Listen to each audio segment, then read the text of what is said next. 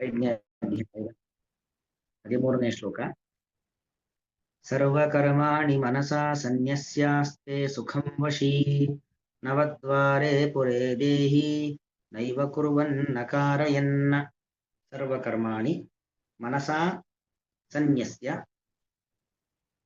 ಆಸ್ತೆ ಸುಖಂ ವಶೀ ನವದ್ವಾರೆ ಪುರೇ ದೇಹಿ ನೈವ ಕುರ್ವನ್ ನ ಕಾರಯನ್.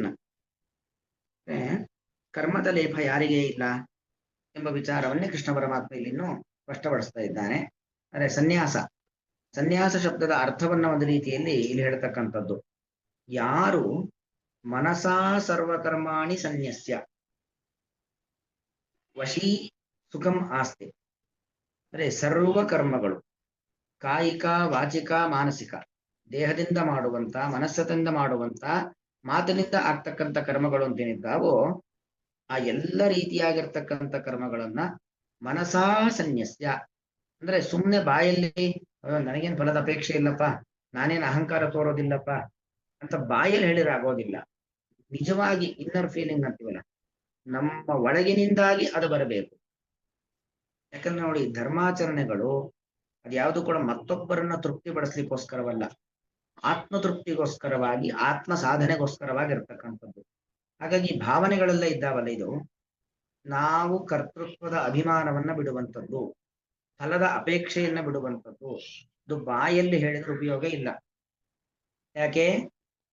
ಅದು ಆತ್ಮೋದ್ಧಾರಕ್ಕೆ ಪ್ರಯೋಜಕವಾದದ್ದಲ್ಲ. ನಿಜವಾಗಿ ನಮ್ಮ ಅಂತಃಕರಣದಿಂದಾಗಿ ನಾವು ಅಹಂಕಾರ ಮಮಕಾರಗಳನ್ನ ಬಿಡಬೇಕು, ಫಲಾಪೇಕ್ಷೆಗಳನ್ನ ಬಿಡಬೇಕು. ಆಗ ನಿಜವಾಗಿ ನಾವೊಬ್ಬರು ಸಾಧಕರಾಗ್ತೇವೆ. ಅದಕ್ಕೆ ಕೃಷ್ಣ ಹೇಳ್ತಕ್ಕ ವಶೀ. ವಶಿ ಅಂದ್ರೆ ಅರ್ಥ ಏನು? ಜಿತೇಂದ್ರಿಯ ಅಂತ ಅರ್ಥ. ವಶಿ ಶಬ್ದಕ್ಕೆ ಅರ್ಥ ಏನು? ಜಿತೇಂದ್ರಿಯ, ಇಂದ್ರಿಯಗಳ ನಿಯಂತ್ರಣವನ್ನ ಸಂಪಾದನೆ ಮಾಡಿದವನು. ಯಾವುದೇ ಇಂದ್ರಿಯಕ್ಕೆ ಯಾವುದೇ ಅಪೇಕ್ಷೆಗಳಿಲ್ಲ, ಯಾವುದೇ ವ್ಯಾಮೋಹಗಳಿಲ್ಲ, ಇಂಥದ್ದೇ ಆಗಬೇಕು ಎಂಬತಕ್ಕಂತಹ ಒಂದು ಪೂರ್ವಾಗ್ರಹಗಳಿಲ್ಲ, ಕಾಮ ಇಲ್ಲ, ದ್ವೇಷ ಇಲ್ಲ, ರಾಗ ಇಲ್ಲ, ಯಾವುದು ಕೂಡ ಇಲ್ಲ. ಹಾಗೆ ಜಿತೇಂದ್ರಿಯನಾಗಿರ್ತಕ್ಕಂಥ ವ್ಯಕ್ತಿ ಅವನು ಸರ್ವಕರ್ಮಾಣಿ ಮನಸಾ ಸನ್ಯಸ್ಯ, ಎಲ್ಲ ಕರ್ಮಗಳಲ್ಲೂ, ಕರ್ಮ ಬಿಡೋದು ಅಂದ್ರೆ ಮಾಡೋ ಕೆಲಸ ಬಿಡೋದು ಅಂತ ಅರ್ಥ ಅಲ್ಲ, ಕರ್ಮಗಳ ಮೇಲೆ ಅಭಿಮಾನ ತ್ಯಾಗ, ಫಲಾದ ಅಪೇಕ್ಷೆಯನ್ನು ಬಿಡುವಂಥದ್ದು, ಅಹಂಕಾರ ಮಮಕಾರಗಳನ್ನ ಬಿಟ್ಟವನಾಗಿ ಯಾರಿರ್ತಾನೋ ಅವನು ಸರ್ವವಶಿ ನವದ್ವಾರೇ ಪುರೇ ದೇಹಿ. ಈ ದೇಹ ಇದೆಯಲ್ಲ, ಅದು ನವದ್ವಾರದ ದೇಹ. 2 ಕಣ್ಣು, 2 ಕಿವಿ, 4 ಆಯ್ತು, ಮತ್ತು 2 ಮೂಗು, 1 ಬಾಯಿ, 7 ಆಯ್ತು, ಮತ್ತು ಮಲಮೂತ್ರ ವಿಸರ್ಜನೆ ಮಾಡತಕ್ಕಂಥ ದ್ವಾರ 9 ಆಯ್ತು. ಇದು 9 ದ್ವಾರಗಳು. ವಸ್ತುತಃ ಉಪನಿಷತ್ತು ಹೇಳುವಂಥದ್ದು ಪುರಂ ಏಕಾದಶ ದ್ವಾರಂ. ಈ ದೇಹ 11 ಬಾಗಿಲ ದೇಹ ಅಂತ ಹೇಳುತ್ತೆ. 11 ಬಾಗಿಲು ಅಂತ ಹೇಳಿದ್ರೆ, ನಾವು ಈ ಜಗತ್ತಿಗೆ ಬರೋದಕ್ಕಿಂತ ಮೊದಲು ತಾಯಿಯ ಹೊಟ್ಟೆಯಲ್ಲಿ ಇದ್ದಾಗ ನಾವು ಉಸಿರಾಟವನ್ನ ಮಾಡುವಂಥದ್ದು, ಆಹಾರವನ್ನು ಸ್ವೀಕಾರವನ್ನು ಮಾಡ್ತಾ ಇದ್ದಂಥ ಒಂದು ರಂಧ್ರ ನಾಭಿರಂಧ್ರ, ಹೊಕ್ಕಳಿನ ಒಂದು ರಂಧ್ರ ನಾಭಿರಂಧ್ರ, ಅದೊಂದು ರಂಧ್ರ. ಅದು ನಮಗೆ, ನಾವು ಈ ಜಗತ್ತಿಗೆ ಬಂದ ಕೆಲವೇ ದಿನಗಳಲ್ಲಿ ಆ ನಾಭಿರಂಧ್ರ ಏನಾಗತ್ತೆ, ಮುಚ್ಚಿ ಹೋಗುತ್ತೆ. ಅಂತೂ ಅದೊಂದು ರಂಧ್ರ. ಇನ್ನೊಂದು ಬ್ರಹ್ಮರಂಧ್ರ ಅಂತ, ನಮ್ಮ ನೆತ್ತಿಯಲ್ಲಿ ಇರತಕ್ಕಂಥ ರಂಧ್ರ. ಅಂದ್ರೆ ಅದು ರಂಧ್ರ ಇಲ್ಲ, ತೂತಿಲ್ಲ ಅಲ್ಲಿ, ಆದರೆ ಜ್ಞಾನಿಗಳ ದೇಹ ಹೋಗ್ತಕ್ಕಂಥ ಒಂದು ಜಾಗ ಅದು. ಬ್ರಹ್ಮರಂಧ್ರ ಅನ್ನೋದೇನಿದೆ, ಸಾಧಕರ ಪ್ರಾಣ ಹೋಗುವಂತ ಒಂದು ಜಾಗ, ಅದು ಬ್ರಹ್ಮರಂಧ್ರ ಅಂತ ಕರೆಯುವಂಥದ್ದು. ಅವೆರಡನ್ನೂ ಸೇರಿಸಿದ್ರೆ ಏನಾಗತ್ತೆ, 11 ರಂಧ್ರಗಳಾಗತ್ತೆ. ಹೀಗೆ ನವದ್ವಾರೇ ಪುರೆ, 9 ಬಾಗಿಲಗಳ ಈ ಒಂದು ಪುರ ಅಂದ್ರೆ ನಮ್ಮ ದೇಹ. ಈ ದೇಹದಲ್ಲಿ ಇರತಕ್ಕಂತಹ ಜೀವಿ ಇದ್ದಾನಲ್ಲ, ಸರ್ವಕರ್ಮಾಣಿ ಮನಸ. ಯಾಕಂದ್ರೆ ದೇಹ ಬೇರೆ, ಆತ್ಮ ಬೇರೆ. ಅದು ನಾವು 2ನೇ ಅಧ್ಯಾಯದಲ್ಲೇ ಅರ್ಥ ಮಾಡ್ಕೊಂಡಿದ್ದೇವೆ. ಆತ್ಮನಿತ್ಯ, ದೇಹಕ್ಕೆ ನಾಶ ಇದೆ. ದೇಹಕ್ಕೆ ವಯಸ್ಸಾಗತ್ತೆ, ಆತ್ಮನಿಗೆ ವಯಸ್ಸಾಗಲ್ಲ. ದೇಹಕ್ಕೆ ಬಯಕೆಗಳಿದ್ದಾವೆ, ಆತ್ಮನಿಗೆ ಬಯಕೆಗಳು ಇರಬಾರದು. ಹೀಗೆ ಆತ್ಮ ಅನ್ನೋನು ನಿತ್ಯ. ನಯನಂ ಸಿಂದಂತಿ ಶಸ್ತ್ರಾಣಿ ನಯನಂ ದಹತಿ ಪಾವಕಃ ನಚೇನಂ ಕ್ಲೇದಯಂತ್ಯಾಪೋ ನ ಶೋಷಯತಿ ಮಾರುತಃ. ದೇಹವನ್ನ ಶಸ್ತ್ರದಿಂದ ಕಡಿಬಹುದು, ಆತ್ಮನನ್ನ ಶಸ್ತ್ರದಿಂದ ಕಡಿಲಿಕ್ಕಾಗೋದಿಲ್ಲ. ದೇಹ ಒದ್ದೆ ಆಗತ್ತೆ, ಆತ್ಮ ಒದ್ದೆ ಆಗಲ್ಲ. ದೇಹ ಒಣಗತ್ತೆ, ಆತ್ಮ ಒಣಗೋದಿಲ್ಲ. ಹೀಗೆ ದೇಹ ಅನ್ನೋದು ಅನಿತ್ಯ, ಅಶಾಶ್ವತ.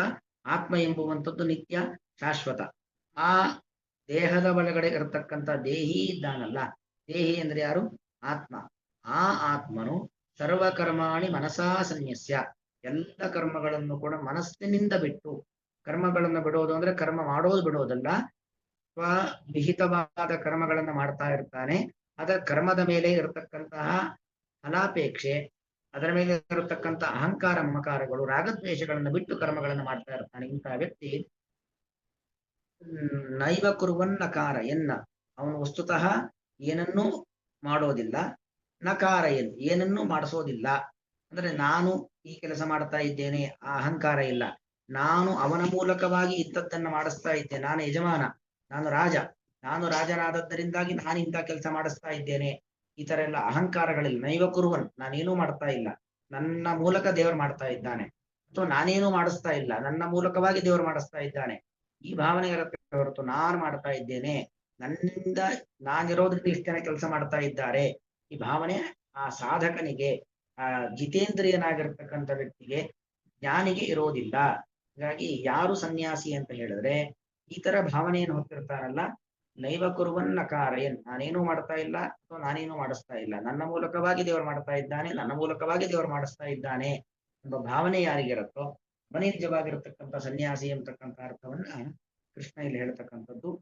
ವಶಿ, ಜಿತೇಂದ್ರಿಯನಾದಂತಹ, ಇಂದ್ರಿಯಗಳ ನಿಯಂತ್ರಣವನ್ನ ಮಾಡಿಕೊಂಡಂತಹ, ನವದ್ವಾರೇ ಪುರೇ, 9 ಬಾಗಿಲುಗಳ ಪುರ, ದೇಹದಲ್ಲಿ, ಪುರೇ ದೇಹಿ, ದೇಹದಲ್ಲಿ ಇರುವಂತಹ ಜ್ಞಾನಿಯು, ಸಾಧಕನು, ಸರ್ವಕರ್ಮಾಣಿ, ಕಾಯಿಕ ವಾಚಿಕ ಮಾನಸಿಕವಾದ ಎಲ್ಲಾ ಕರ್ಮಗಳನ್ನು ಮನಸಾ, ಮನಸ್ಸಿನಿಂದಾಗಿ, ಸನ್ಯಸ್ಯ, ಸನ್ಯಸ್ಯ ಅಂತ ಒಂದರ್ಥ ಪರಿತ್ಯಾಗ ಮಾಡೋದು. ಕರ್ಮಗಳನ್ನ ಪರಿತ್ಯಾಗ ಅಂದ್ರೆ ಕರ್ಮಗಳ ಮೇಲಿನ ವ್ಯಾಮೋಹದ ಪರಿತ್ಯಾಗ, ಫಲಾಪೇಕ್ಷೆಯ ಪರಿತ್ಯಾಗ. ಇನ್ನೊಂದರ್ಥ ಸನ್ಯಾಸ ಶಬ್ದಕ್ಕರ್ಥ ಒಂದ್ ಕಡೆ ಇಡೋದು ಅಂತ ಅರ್ಥ. ಎಲ್ಲಿಡೋದು? ಭಗವಂತನಲ್ಲಿ ಅರ್ಪಣೆಯನ್ನು ಮಾಡಿ, ಬ್ರಹ್ಮಣ್ಯಾದಾಯ ಕರ್ಮಾಣಿ ಅಂತ ಬಂತಲ್ಲ, ಹಾಗೆ ಎಲ್ಲವನ್ನೂ ಕೂಡ ಮನಃಪೂರ್ವಕವಾಗಿ ಭಗವಂತನ ಪಾದಾರವಿಂದಗಳಲ್ಲಿ ಅರ್ಪಣೆಯನ್ನ ಮಾಡಿ, ಮನಸ್ಸಿನಿಂದ ನೈವ ಕುರುವನ್, ಏನನ್ನೂ ಮಾಡದೇನೆ, ನಕಾರಯನ್, ಏನನ್ನೂ ಮಾಡಿಸಿದೇನೆ, ಸುಖಂ ಆಸ್ತೆ, ಹಾಯಾಗಿ ಇರುತ್ತಾನೆ, ಸಂತೋಷದಿಂದ ಇರುತ್ತಾನೆ. ವಸ್ತುತಃ ಉಪನಿಷತ್ತು ಪುರಂ ಏಕಾದಶ ದ್ವಾರಂ ಅಂತ ಹೇಳುತ್ತೆ, 11 ಬಾಗಿಲು ಅಂತ. ಅದೇ ಕೃಷ್ಣ ಹೇಳ್ತಾನೆ ನವದ್ವಾರ ಅಂತ ಹೇಳ್ತಾನೆ. ಯಾಕೆ ಎರಡನ್ನು ಬಿಟ್ಟ ಅಂತ ಹೇಳಿದ್ರೆ, ನಾನು ಆಗಲೇ ಹೇಳಿದೆ, ನಮ್ಮ ಸೊಂಟದ ಮೇಲ್ಭಾಗದ ದ್ವಾರಗಳು 7, ನಮ್ಮ ನಾಭಿ ಮತ್ತು ಬ್ರಹ್ಮರಂಧ್ರ ಸೇರಿಸ್ಕೊಂಡಾಗ ಏನಾಗುತ್ತೆ? 9 ಆಗತ್ತೆ. ಸೊಂಟದ ಕೆಳಭಾಗಗಳು 2, ಮಲಮೂತ್ರ ವಿಸರ್ಜನೆ ಮಾಡತಕ್ಕಂಥ ದ್ವಾರ, ಅದು 2 ಆದ್ರೆ 11 ಆಗತ್ತೆ.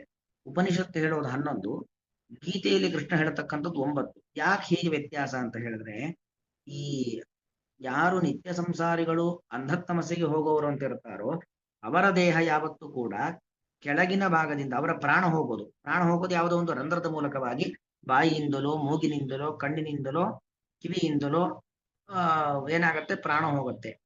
ಯಾರು ಅಜ್ಞಾನಿಗಳು, ಉತ್ತಮ ಲೋಕಕ್ಕೆ ಹೋಗಲು ಅರ್ಹತೆ ಇಲ್ಲದವರು ಅಂತಿದ್ದಾರೋ ಅವರ ಪ್ರಾಣ ಆಗಬೇಕಾದ್ರೆ ಮಲಮೂತ್ರ ದ್ವಾರದ ಮೂಲಕವಾಗಿ ಪ್ರಾಣ ಹೋಗುತ್ತೆ. ಆದರೆ ಯಾರು ಸಾಧಕರು, ಯಾರು ಭಗವಂತನ ತತ್ವಜ್ಞಾನವನ್ನ ಪಡೆದಿದ್ದಾರೆ, ಪಡೆಯುವ ಮಾರ್ಗದಲ್ಲಿದ್ದಾರೆ, ಅವರ ದೇಹ ಯಾವತ್ತೂ ಕೂಡ ಕೆಳಗಿನ ದ್ವಾರದ ಮೂಲಕವಾಗಿ ಪ್ರಾಣ ಹೋಗುವುದಿಲ್ಲ. ಅವರ ಪ್ರಾಣ ಹೋಗೋದೇನೇ ಇದ್ರೂ ಕೂಡ ಮೇಲ್ಮುಖದ ದ್ವಾರದಲ್ಲಿ, ನಾಭಿದ್ವಾರ ಇರಬಹುದು, ಅಥವಾ ಮೂಗು, ಕಣ್ಣು, ಇವುಗಳ ಮುಖ, ಬಾಯಿಯ ಮೂಲಕ ಇರಬಹುದು. ಇನ್ನೂ ಉತ್ತಮ ಸಾಧಕರಾಗಿದ್ರೆ ಬ್ರಹ್ಮರಂಧ್ರ, ತಲೆ ಏನಿದೆ, ತಲೆ ಒಡ್ಕೊಂಡು ನೆತ್ತಿ ಸೀಳಿ ಅದರ ಮೂಲಕವಾಗಿ ಪ್ರಾಣ ಹೋಗುತ್ತೆ. ಅಂದ್ರೆ ಜ್ಞಾನಿಗಳ ಪ್ರಾಣ ಹೋಗುವ ಪ್ರಾಣೋತ್ಕ್ರಮಣ ಎಂಬುದು ಊರ್ಧ್ವ ದ್ವಾರದ ಮೂಲಕವಾಗಿ ಹೋಗುವುದು. ಅದಕ್ಕೋಸ್ಕರವಾಗಿ ಆ ಕೆಳಗಿನ ದ್ವಾರ ಅದು ಪ್ರಾಣೋತ್ಕ್ರಮಣಕ್ಕೆ ಕಾರಣವಾದದ್ದಲ್ಲ. ಅದರಿಂದ ಪ್ರಾಣೋತ್ಕ್ರಮಣ ಆಯ್ತು ಅಂದ್ರೆ ಅವನು ಮುಕ್ತಿ ಯೋಗ್ಯನಲ್ಲ, ಅಥವಾ ಉತ್ತಮ ಲೋಕಕ್ಕೆ ಹೋಗುವ ಯೋಗ್ಯತೆ ಪಡೆದವನಲ್ಲ ಎಂಬ ಸಂದೇಶವನ್ನ ಜಗತ್ತಿಗೆ ಕೊಡ್ಲಿಕ್ಕೋಸ್ಕರವಾಗಿ ಕೃಷ್ಣ ಉಪನಿಷತ್ತು ಏಕಾದಶ ದ್ವಾರ, 11 ಬಾಗಿಲು ಅಂತ ಹೇಳಿದ್ರು ಕೂಡ ಕೃಷ್ಣ ಇಲ್ಲಿ 2 ಬಿಟ್ಟು ಹೇಳಿದ ಉದ್ದೇಶ ಏನು? ಈ ಮೇಲ್ಭಾಗದ 9 ದ್ವಾರಗಳಲ್ಲಿ ಯಾರಿಗೆ ಪ್ರಾಣ ಹೋಗುತ್ತೋ ಅವರು ಸಾಧಕರು, ಅವರು ಉತ್ತಮ ಲೋಕದತ್ತ ಪ್ರಯಾಣವನ್ನ ಬೆಳೆಸುವ ಅರ್ಹತೆಯನ್ನ ಪಡೆದವರು ಎಂಬ ಸಂದೇಶವನ್ನ ಈ ಮೂಲಕ ಕೊಡ್ತಾ ಇದ್ದಾನೆ ಶ್ರೀಕೃಷ್ಣ ಪರಮಾತ್ಮ. ಸರ್ವಕರ್ಮಾಣಿ ಮನಸಾ ಸನ್ಯಸ್ಯಾಸ್ತೆ ಸುಖಂ ವಶೀ, ನವದ್ವಾರೇ ಪುರೇ ದೇಹಿ ನೈವ ಕುರ್ವನ್ನ ಕಾರಯನ್ನ. ಶ್ರೀಕೃಷ್ಣಾರ್ಪಣಮಸ್ತು.